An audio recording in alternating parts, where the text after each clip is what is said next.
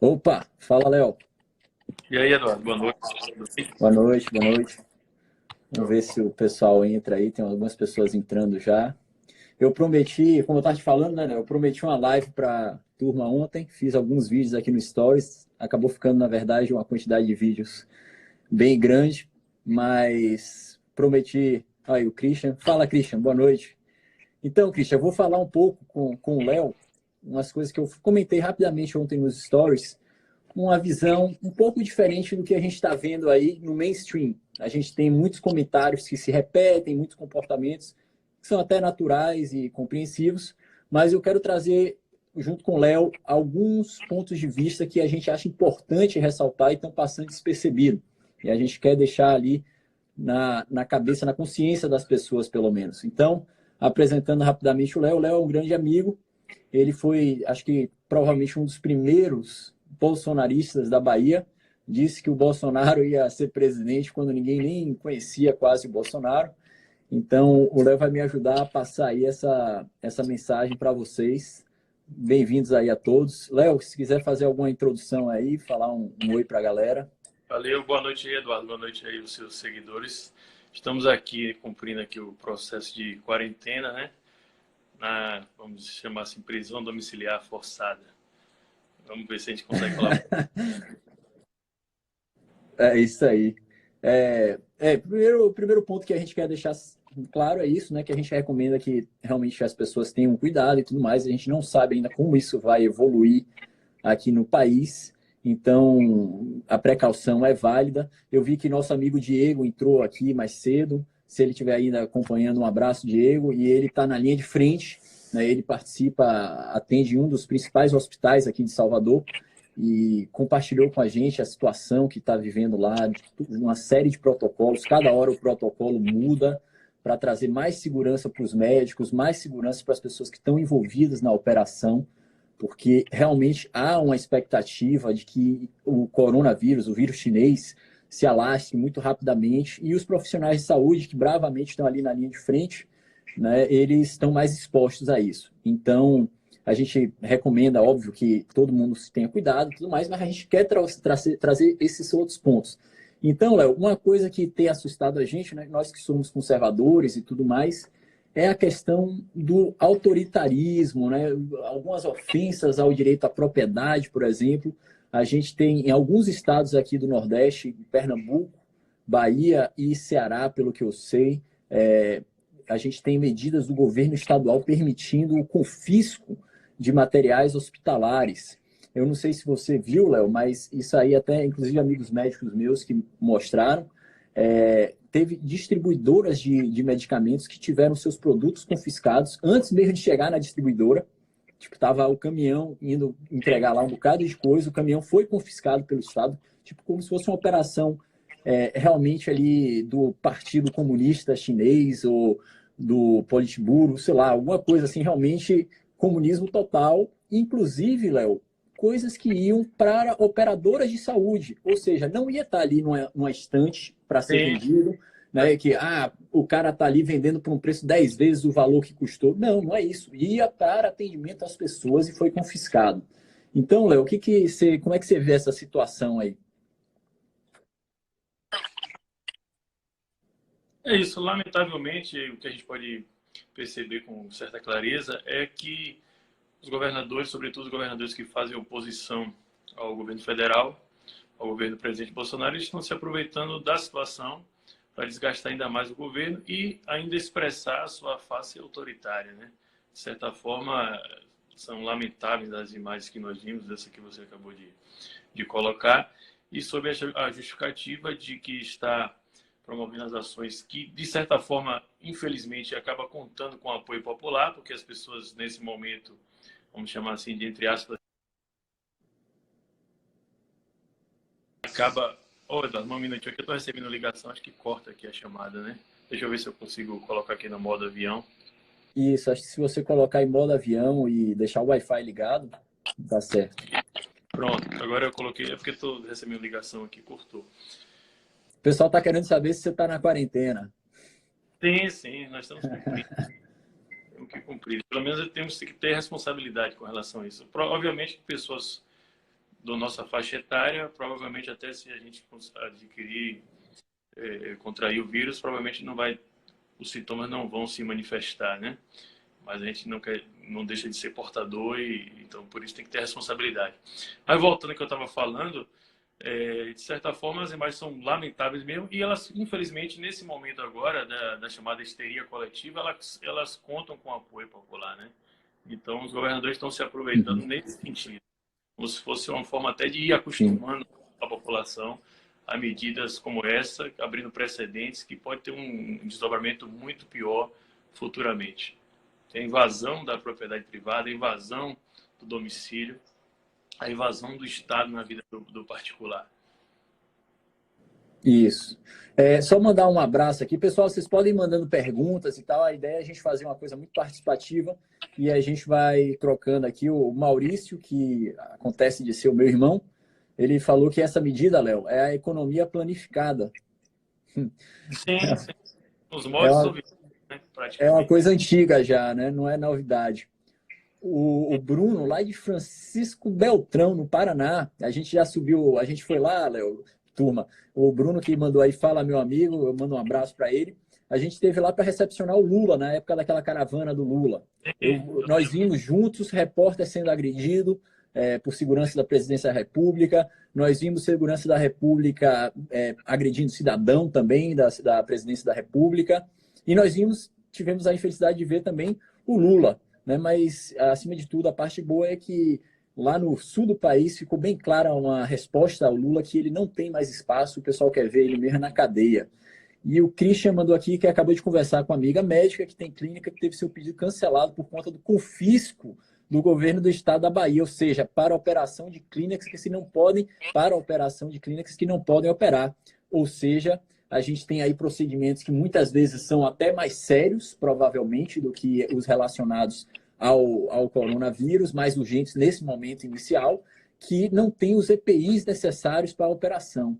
Léo, você acha que o governo estadual, o governo central, vamos dizer assim, aqui da Bahia ou de qualquer outro estado, trazendo aí, lógico que não é o governo federal, mas está quase uma república popular, democrática da Bahia, isso aqui. Você acha que o governo ele tem uma capacidade de alocar melhor esses recursos do que a iniciativa privada? Qual é a sua opinião? Você acha que está certo esses confiscos? Obviamente que não. Obviamente, como eu falei, está abrindo um precedente que pode ter uma consequência muito mais grave no futuro. Inclusive, acostumando a população a medidas autoritárias como essa. O que a gente consegue perceber aí, nesse momento, é claramente aí o movimento de alguns governadores, como eu falei, onde se destacam aí o governador da Bahia, o governador de São Paulo, o governador do Rio de Janeiro, entre outros, que estão querendo realmente aparecer a nível nacional como heróis, vamos assim dizer, né? Você vê que eles parece que até não tem um secretariado. O Bolsonaro costuma se apresentar rodeado de uma equipe técnica composta de ministros que impõem agora, nesse momento, a necessidade de diversas áreas, né? Tendo o Ministério da Saúde como o protagonista das ações, mas, no entanto, esses governadores estão sempre querendo aparecer e tal, e no sentido muito claro de se mostrar, de fazer uma espécie de campanha antecipada já para se destacar como liderança nacional.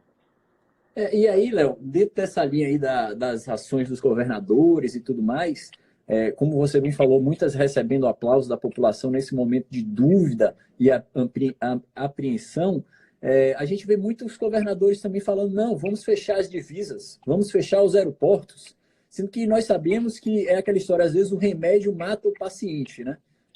A gente tem toda uma cadeia logística para distribuir os produtos ao redor do país. A gente tem uma lógica, por exemplo, na distribuição dos voos. Os voos não são apenas para passeio, não são apenas para turismo. Quem precisa pegar um voo Salvador-São Paulo agora, provavelmente não vai ser para fazer turismo lá em São Paulo, não vai ser para ir para um show em São Paulo, vai ser porque tem a sua atividade essencial lá, né? Assim como diversas outras rotas, e assim, de uma forma muito leviana, de uma forma muito irresponsável, esses governadores falam, não, vamos fechar aqui a divisa, vamos fechar os aeroportos, desconsiderando todo esse impacto. Né? Como é que fica a distribuição de remédios, por exemplo, se você fechar as divisas de uma forma totalmente sem planejamento, sem coordenação com o governo federal, que é o responsável, né, por toda essa questão da Agência Nacional dos Transportes e tudo mais, é uma coisa que a gente fica pensando, pô, esse pessoal está jogando para a plateia, né?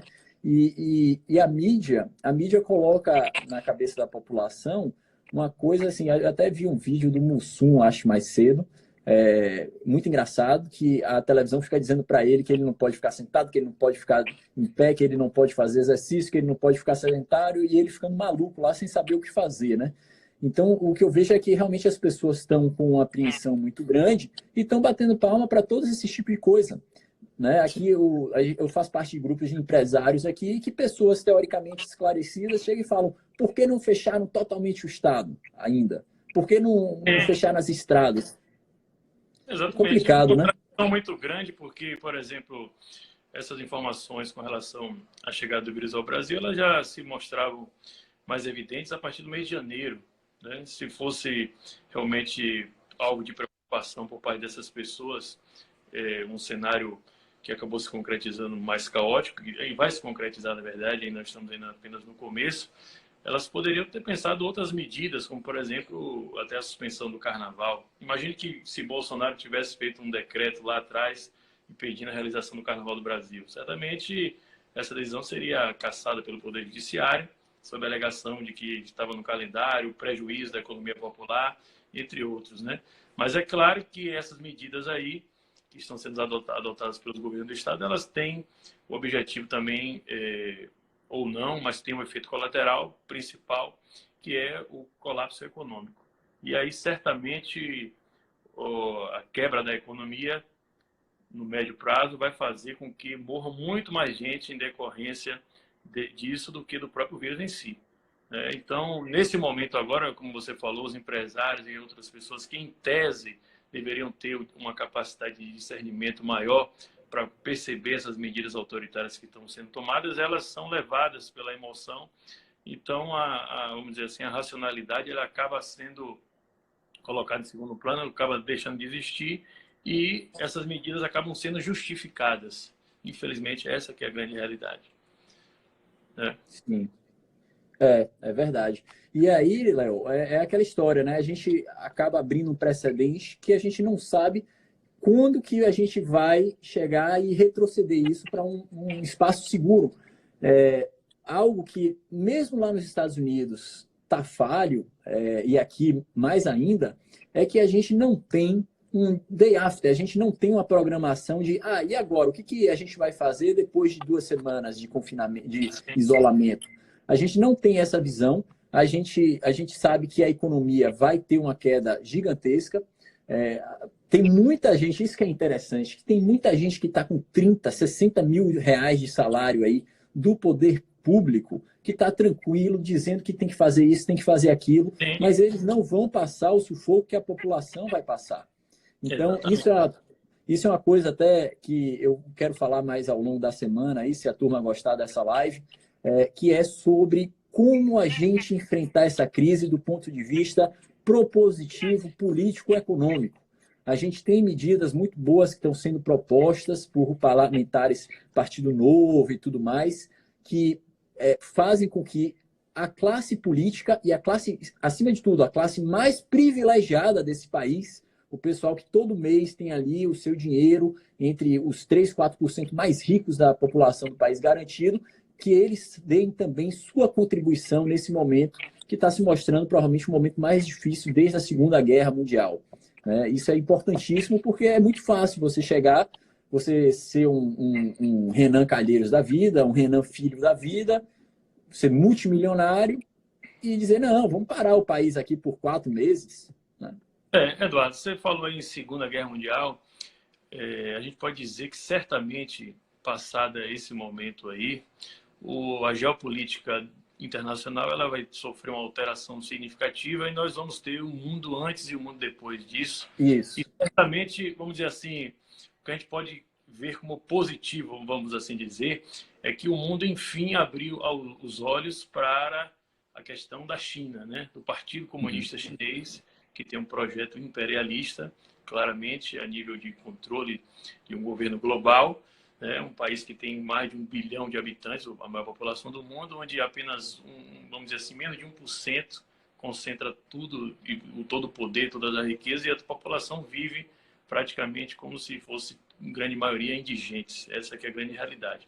Então, nesse contexto aí, nós vamos perceber uma união de esforços aí de outras forças, dessa correlação de forças da geopolítica internacional, do próprio Estados Unidos, talvez a União Europeia também, e outros países que vão, de certa forma, trabalhar no sentido de confrontar isso. Esse poder, o Partido Comunista Chinês influencia a política local desse país, como é o caso do Partido Democrata, que é a esquerda norte-americana. Aqui no Brasil, praticamente quase todos os políticos hoje que estão trabalhando nessa linha estão no bolso do Partido Comunista Chinês, que está aqui tentando entrar no Brasil para concentrar, no sentido de adquirir toda a infraestrutura e tornar os países reféns dele. Ô, Léo, só um parêntese. Veja o que aconteceu com essa declaração aí do embaixador, que foi uma declaração absurda.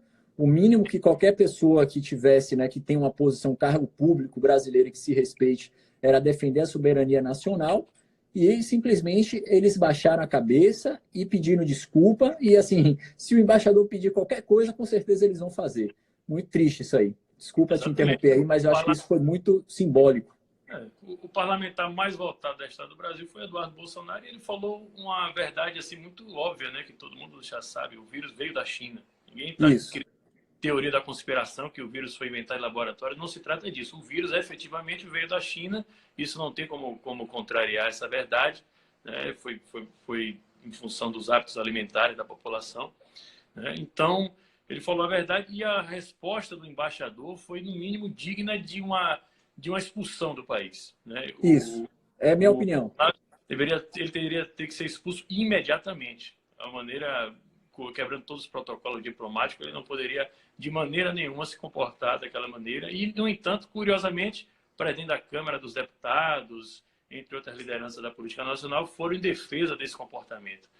Contraditoriamente, eles nunca, por exemplo, chegaram a questionar a própria atuação da mídia nacional ou da própria oposição ao governo, que sempre confronta os Estados Unidos, e nunca se demonstraram nenhuma preocupação com as relações entre Brasil e Estados Unidos, né? Então, de certa forma, fizeram agora com a China, então demonstraram, ficou muito mais claro. Esse é o lado bom, entre aspas, vamos assim dizer, né? As pessoas estão conseguindo perceber com mais clareza algo que parecia muito teoria da conspiração, mas que vai ficando claro aos olhos de todo mundo.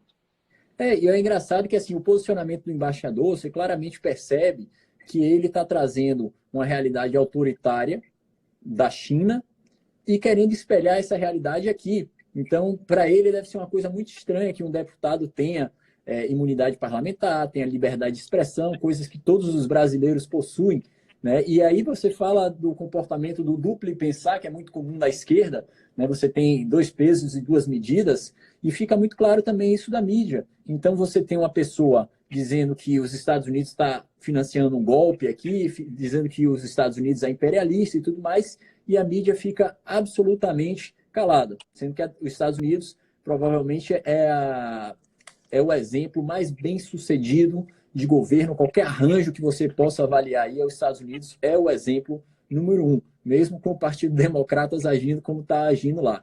E a mídia tem esse comportamento realmente de passar a mão aí na cabeça da China, né? Muito triste isso.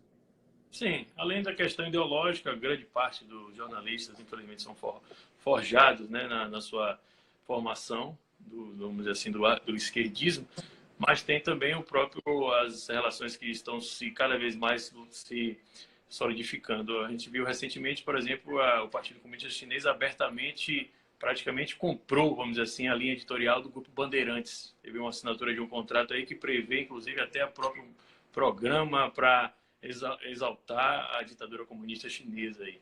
Então, assim como boa parte dos políticos, também a mídia nacional e a mídia internacional, de certa forma, ela hoje é subordinada ao poderio do Partido Comunista Chinês, que precisa ser derrotado. Pessoal, quem quiser fazer pergunta aí, o Maurício está com a teoria aqui, ele acha que está muito estranho a disseminação, Léo, do vírus nos Estados Unidos, que 50 estados americanos foram infectados e a China, com aquela população gigantesca e com todas as medidas ali de contenção, né, do combate ao vírus, na verdade, que foi o que causou a pandemia, chegou até essa gravidade como nós temos hoje, não teve praticamente nenhuma província ali, a não ser aquela inicial. Uma coisa assim que vale muito a pena lembrar, Léo, esse negócio dos 50 estados, e aí eu acho que o que está certo é que a China falhou na contenção do vírus e por motivos políticos e tudo mais. Só uma coisa, viu, Léo? Falando de mídia, eu sou uma pessoa que eu tinha principalmente uma admiração pelo Luiz Felipe Pondé. E aí foi muito engraçado o Pondé falando no Pânico, não sei se vocês conhecem ele, o Pondé é um filósofo, foi tido como filósofo de direita aqui do Brasil, né? E aí, Léo, não sei se você teve a oportunidade de ver esse programa, ele chegou e estava enaltecendo a China, combate à China, ao coronavírus, ao vírus chinês, falando que todo mundo se comportou muito bem, não saiu das áreas controladas, não sei o quê. E assim, eu fiquei imaginando, meu Deus, esse cara se esqueceu que ele está falando de uma ditadura? Então, assim, lá na China, aquela política do filho único, quantos abortos aquilo gerou, quantas vidas foram ceifadas, né? Quantas mulheres, inclusive. Na verdade, Eduardo, as informações que chegam tanto da China como da Rússia, por exemplo, que é algo curioso, a Rússia supostamente não foi infectada, não teve, acho que, 2 casos sem nenhuma ocorrência de morte.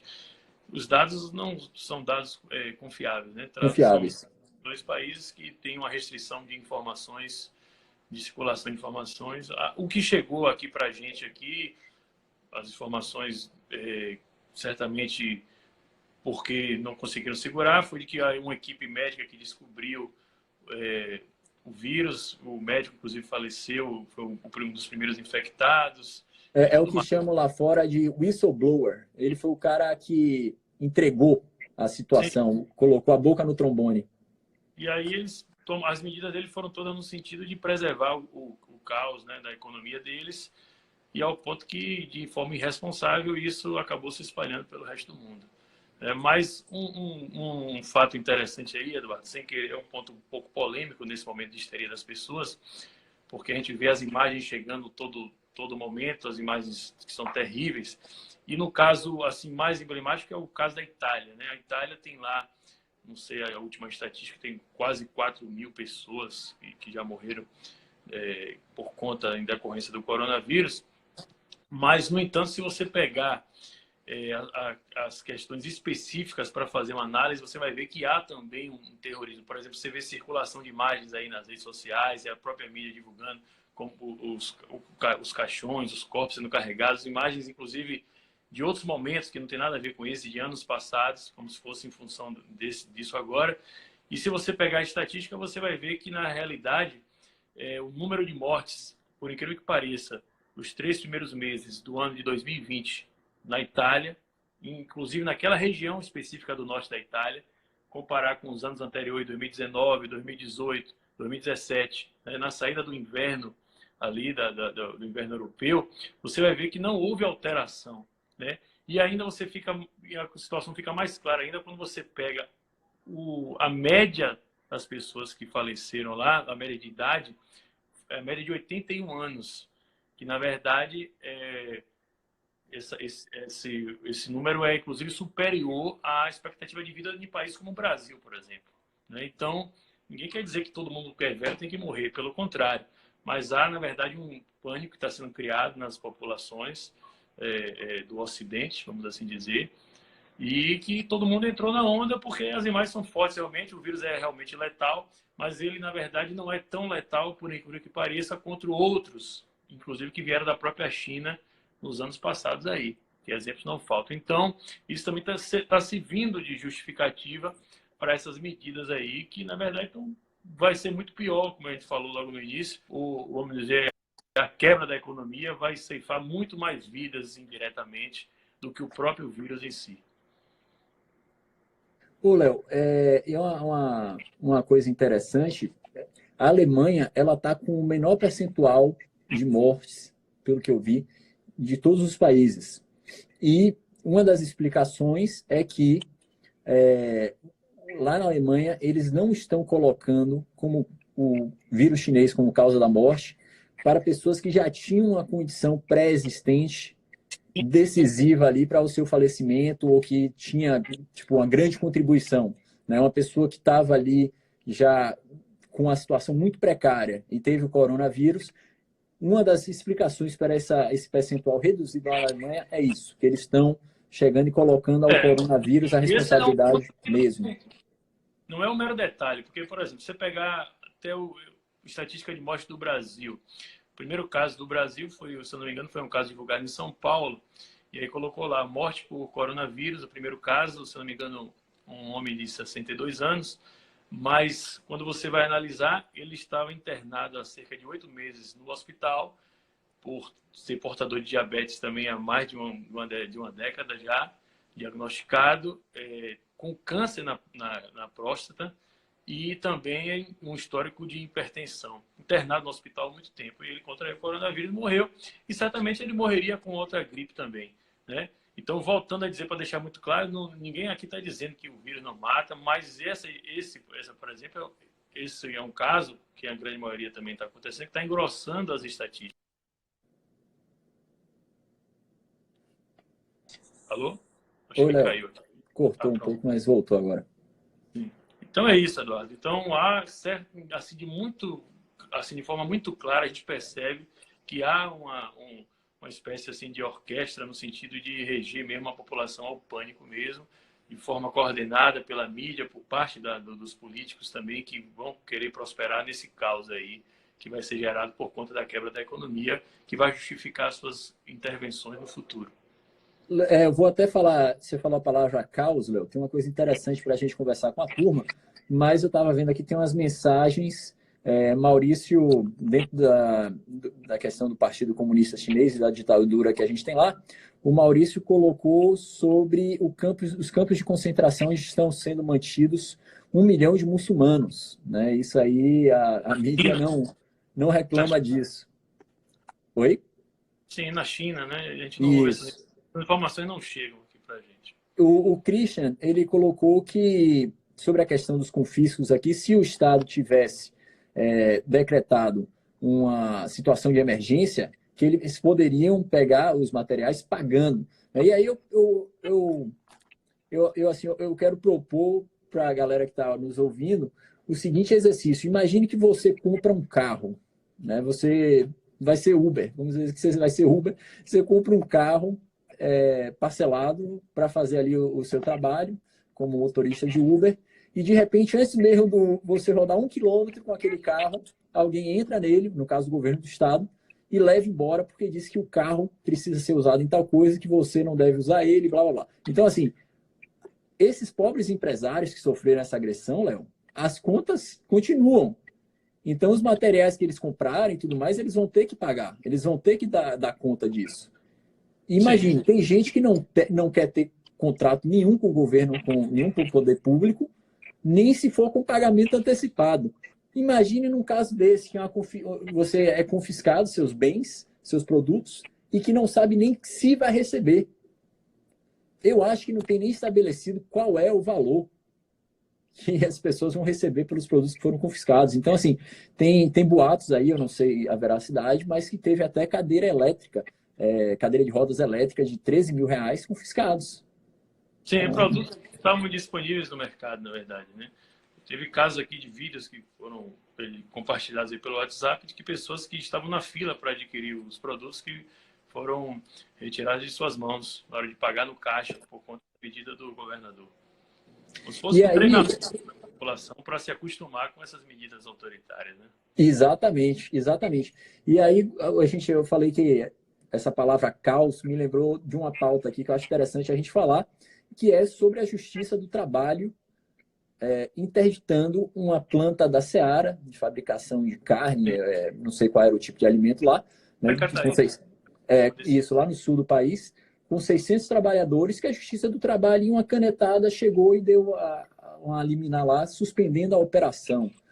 Ou seja, a gente sabe que tem muito ativismo judicial, tem muito ativismo em todas as esferas de poder e tem a galera do quanto pior, melhor. Para mim, Léo, eu não sei se você compartilha dessa opinião, mas me pareceu muito um movimento para fazer faltar produtos nas prateleiras dos mercados, o Sim. que com certeza geraria o caos que muita gente aí está torcendo para que aconteça. Exatamente. Como a gente falou desde o início, claramente há esse movimento aí, nesse sentido de fazer com que realmente a economia entre em colapso. E nesse sentido aí eles vão adotar medidas de restringir realmente a população, o acesso. E é a forma que tem para justificar justamente a histeria das pessoas que estão, infelizmente, referendando esse tipo de medida, né? A gente percebeu aí muito claramente isso. Isso. Então, Eduardo, minha bateria está acabando aqui um pouco. eu acho que já deu para a gente passar a mensagem, Léo, que realmente o que a gente espera, né? Que as pessoas fiquem atentas a essas movimentações do quanto pior, melhor, os interesses escusos por trás do voluntariarismo de governadores, de justiça do trabalho, vale dizer que essa decisão da justiça do trabalho ela foi suspensa por uma decisão de instância superior. Oi? Se não me engano, essa decisão foi revogada no Foi mesmo dia. revogada. Não sei se foi. Ontem, acho que foi revogada. Isso. E aí, bom, então é isso, pessoal. Eu acho que a gente não pode, por causa de um monstro, criar outro monstro e depois conviver, inclusive, com esse segundo monstro mais poderoso que o primeiro por mais tempo. O Adson Thiago perguntou aqui após o colapso econômico, o que fazer? Isso é uma questão que a gente falou mais cedo aqui na live. A gente não vê um planejamento para a saída disso. A gente não sabe, por exemplo, ficamos 15 dias todo mundo em casa e a coisa piorou ou não ficou 100% ok, né, que a gente sabe que não vai ficar. Qual é o dia seguinte? O que a gente vai fazer? Quando que as pessoas vão começar a voltar à sua vida normal, né, Léo? Porque lá nos Estados Unidos mesmo, nesse trimestre, já está esperado uma queda de 14%, se eu não me engano, do PIB. Aqui no Brasil, esse ano, as estimativas é que o PIB vai cair entre 1% e 2%. Então vai ser uma coisa arrasadora que, como você falou, vai matar muita gente também. Muita gente. Porque as pessoas não têm, muita gente vende o almoço para pagar a janta. Essa realidade de pessoas que ganham 30 mil reais aí garantidos dos dinheiros públicos é a realidade de poucas pessoas. Sim. O mundo, como eu falei antes, Eduardo, vai ser um antes e outro depois. É claramente que, se você for analisar, por exemplo, as empresas chamadas empresas globalistas, mesmo as empresas do Ocidente, com essa crise que teve aí recentemente, elas não tiveram as suas respectivas ações no mercado financeiro desvalorizadas. Então, há um movimento aí que está ainda difícil de ser compreendido, mas é muito estranho. Por exemplo, as ações da Petrobras, elas simplesmente pulverizaram em torno de 10 dias. A ação que custava 38, a mais negociada da Bolsa de Valores, né, a PTR4, foi de 38, 39, 40 reais para 12 reais agora. Né? E ao mesmo ponto, essas empresas elas não tiveram essa desvalorização. Então, esse movimento aí, ao mesmo tempo, a Petrobras é explicado pela questão, inexplicável também, ao mesmo tempo, da redução do preço de barril de petróleo no mercado da guerra internacional. do petróleo. O poder, né, que é o Islã hoje. Então, isso daí vai fazer, como você, pegando o gancho do que você falou, a quebra da economia, os negócios, os empreendimentos de pequeno e médio porte, vai fazer com que sejam solidificados esses monopólios, esses oligopólios ao redor das economias do mundo como um todo, se não houver claramente um enfrentamento. Mas só os grandes resistirão. Exatamente. O lado positivo, como eu falei, é que o mundo abrindo os olhos para o que é a China, para o que pretende o Partido Comunista Chinês com seu projeto de domínio do globo terrestre como um todo, todos os países, influenciando a política local desses países, vai fazer com que a abertura dos olhos por parte do mundo surja um enfrentamento, que pode ser, obviamente, capitaneado pelos Estados Unidos, né, através talvez depois da reeleição do Trump, certamente ele vai para cima disso aí. Tentar fazer com que a China, por exemplo, hoje há uma insatisfação muito grande por parte do regime interno, e essa insatisfação não chega à interpretação nossa, porque as informações que saem de lá simplesmente são filtradas, né? Então, eu acho que a partir de agora, o lado positivo é esse, e vai ter sim, eles vão contar com mais obstáculos também, apesar de tudo. Eu acho que uma coisa, essa questão da geopolítica, né, e da própria economia mundial, as cadeias de produção, elas precisam ser repensadas. O custo de você produzir na China ele já vem aumentando de qualquer forma, porque a situação do trabalho lá vem ficando menos precária e vai subindo o valor da produção lá. Então, alinhado a isso, aos custos logísticos, que hoje em dia estão muito baixos por causa da escala e tudo mais. Mas... Oi? Seu microfone está dando retorno aí, ó, alguma coisa aí, o áudio. Sério? Deixa eu tentar reduzir aqui o volume. Melhorou? Não sei se o pessoal fala aí. Bom, então é isso. Essa questão das cadeias de produção globais, elas vão ter que ser repensadas, porque ninguém pode aceitar que em 10 anos você tenha uma ruptura da sua cadeia de produção, porque a China parou com uma nova pandemia, com um novo problema de instabilidade lá. Tem algumas... Vamos pegar o exemplo que o Salim está falando, aí a questão, por exemplo, da soja do Oeste Baiano.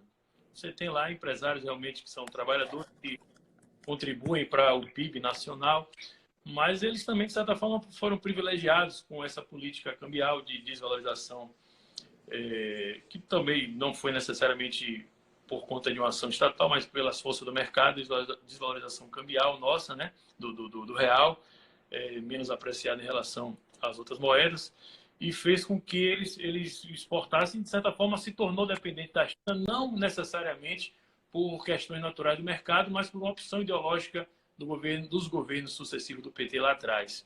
Isso vai ter que ser repensado também, porque você fala assim, o Brasil é dependente da China porque 30% da exportação, 30 e poucos por cento dessa variação que tem da pauta de exportação brasileira para a China, mas nem sempre foi assim.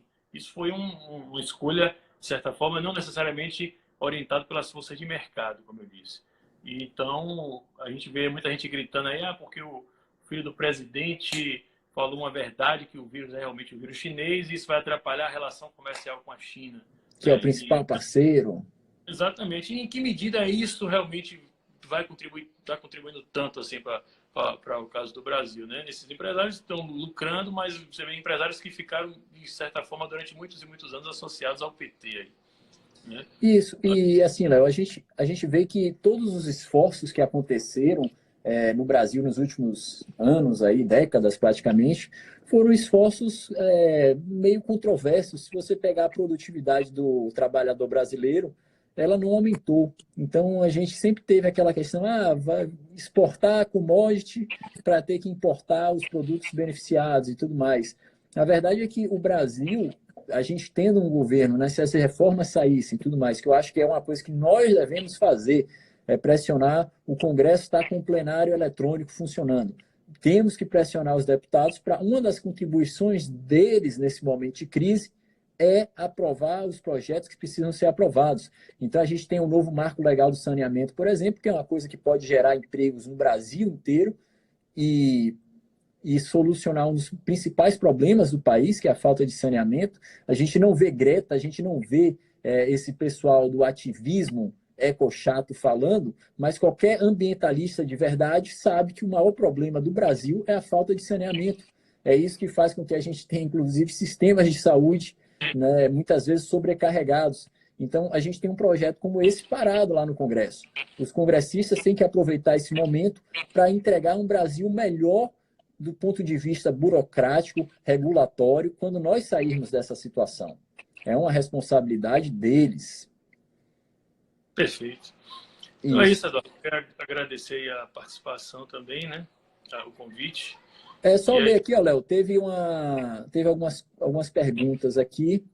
Após o colapso econômico, o que fazer? O Adson Thiago perguntou. Acho que a gente vai ter que descobrir isso na marra, mas a minha sugestão é essa, que a gente prepare realmente o país, cobre que os parlamentares entreguem um país, pelo menos melhor nesse sentido, para que a gente não fique, além do vírus chinês, não fique amarrado em situações que deixaram o Brasil parado no tempo, né? A gente continua há 40, 50 anos com a renda que percentualmente é a mesma renda em termos em comparação com a renda americana, 10%, eu acho, 15% da renda americana, é uma coisa que é pífia, né? A gente precisa de um novo país. Se o mundo vai mudar, a gente precisa que o Brasil faça sua parte também para ser um novo Brasil, um Brasil preparado para o futuro.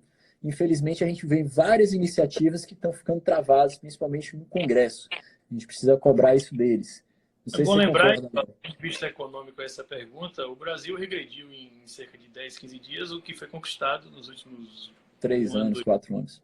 se você pegar a Bolsa de Valores brasileira, a Bovespa, o principal índice, né, da, da nossa economia, você vai ver que nós, considerando a apreciação do dólar frente ao real, nós mesmo não estamos num patamar mínimo historicamente, que hoje estamos cerca de 60 mil pontos, mas se você for fazer os valores atualizados, nós estamos no menor patamar histórico, né? Isso. Isso é um dado assim estarrecedor e as consequências disso vão se fazer presentes na economia nos próximos meses aí, próximos anos, vai ser difícil a gente recuperar isso com certa facilidade aí. Foi até uma coisa que o Maurício colocou aqui, ó, muita gente que investiu pela primeira vez em ações e fundos de investimentos, ele provavelmente está querendo dizer que essas pessoas se deram mal, né? Então a gente estava vivendo um momento em que as pessoas estavam saindo da renda fixa ou mesmo investindo pela primeira vez em ações e o mercado subindo daquela forma, batendo recorde atrás de recorde, e aí a gente tem esse tombo que infelizmente vai traumatizar muita gente, apesar de que para outras pessoas vai ser também muito didático, né? A redução da taxa de juros praticamente eliminou, acabou com os Os investimentos de renda rendimentos. e forçou os poupadores a ingressarem no mercado de renda variável. E o resultado foi realmente esse que a gente está acompanhando aí. Isso, o Eduardo falou que a China está comprando tudo barato agora, é verdade. Quem tem dinheiro, na verdade, está comprando tudo barato. A China talvez tenha um pé de meia bom para fazer usufruir dessa liquidação dos ativos globais. O Gustavo, lá de Minas Gerais, chegou e falou: minha maior preocupação é que irão utilizar isso no debate público como argumento para dar mais poder ao Estado. O capitalismo vai perder muito com essa propaganda. Perfeito, né, Léo? Acho que é dentro do que a gente conversou. Perfeito. É Exatamente. uma narrativa que vai ficar aí, vai sobreviver ao vírus chinês e, se a gente não tiver cuidado, vai acabar com a gente. O Maurício falou que o Ocidente precisa se posicionar, com certeza, fazer retirada das cadeias de suprimentos da China, foi o que a gente conversou. E, bom, o Maurício falou também, 25% da produtividade americana faz 40 anos. Pois é, a gente precisa aqui de 4 brasileiros para produzir o que um americano produz. Isso que a gente precisa mudar. Léo, acho que a gente já conseguiu passar um panorama aí, né? A gente quis levar para a população, longe desse aspecto mais relacionado à saúde do coronavírus, do vírus chinês, a gente falar também os aspectos que a gente tem que ficar vigilante da nossa liberdade, dos nossos direitos. Se você Exatamente. tem Vamos mais alguma cumprir aí a consideração. nossa prisão domiciliar aí, forçada. De qualquer Isso, forma, tem a responsabilidade de cumprir o que todos isso, esperam. exatamente. Eu, inclusive, comprei suprimentos recentemente. Comprei uma barra dessa aqui, que eu já terminei em um dia, comi inteira. E eu acho que eu vou esconder essa segunda aqui ou doar para alguém que está também em isolamento aqui perto, para não precisar comer todo esse suprimento aqui danoso. Mas beleza, Léo, acho que tem só uma última pergunta aí. A questão da inflação de demanda da China é suavizado com essa crise econômica, Eu considerando o acho rebaixamento. meu lá é um economista, amigo meu, do tempo da faculdade, lá de Vitória do Espírito Santo. Olha Ele aí. falou: a questão da inflação de demanda da China é suavizada com essa crise econômica, considerando o rebaixamento dos preços das commodities. Isso aí é uma pergunta foi respondida com aquilo que a gente estava colocando. Vai depender muito dessa correlação de força Geopolítica. que surgir depois aí da geopolítica internacional, porque certamente a partir de agora haverá uma pressão por parte dos governantes da população ocidental em relação aos governantes ocidentais, né, da Europa, dos Estados Unidos, principalmente para fazer esse enfrentamento frente à força do Partido Comunista Chinês. Então, até que ponto os preços vão se comportar das commodities, a gente vai depender dessa interação de forças aí. Bom, beleza, pessoal. Obrigado aí por todos que nos acompanharam nesse domingo diferente. Sucesso e saúde, principalmente, a todos. Léo, muito obrigado por ter participado aí desse bate-papo. Valeu, Eduardo. Não estou ainda acostumado, não, mas depois na segunda a gente já vê se já fica um pouco melhor. Viu? Isso aí, com certeza. Valeu, Obrigado aí pelo turma. convite aí. Valeu. Obrigado, Léo. Abraço.